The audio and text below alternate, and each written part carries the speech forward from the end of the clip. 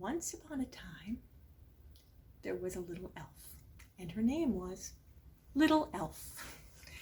The little elf looked exactly like an elf. She had a red and green, nope, that's not red, a green and gold dress, and a green and gold hat, and little black leather boots. The little elf acted exactly the way an elf acts. She tricked and she twirled, she flitted and floated. She did special elf magic to hide human people's treasures where human people would never find them. And she made elf knots in people's hair. She danced a lot, and she sang very, very high and as loud as a little elf could, which is louder than you might think. Would you like to hear Elf Harp sing? How high and loud she could sing? Okay, Elf Harp. Goodness me.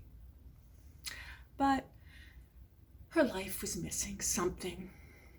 Little Elf didn't know what was missing, but she knew what it sounded like. Sort of. Would you like her to tell you herself?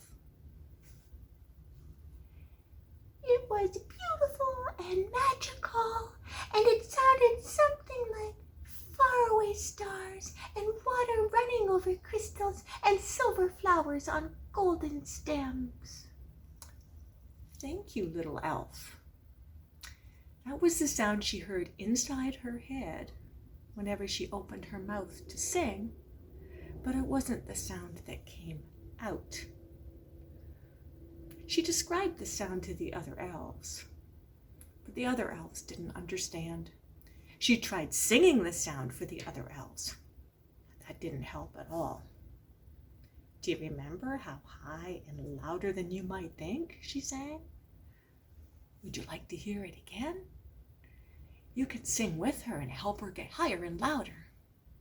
Are you ready?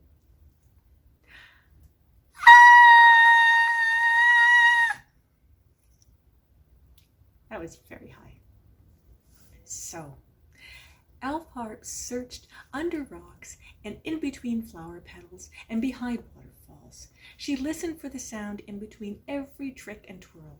She peered down at all the funny world passing by below, in between every flit and float.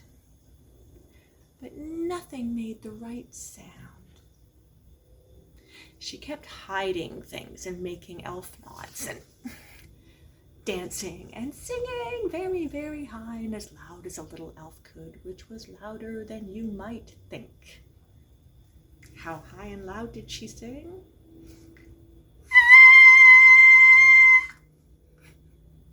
Until one day, as she danced on the back of a field mouse, singing as high and as loud as a little elf could, she stopped and listened to the last echo of her song fade away. The reason she stopped suddenly and listened was this. Little Elf heard something she'd never heard before.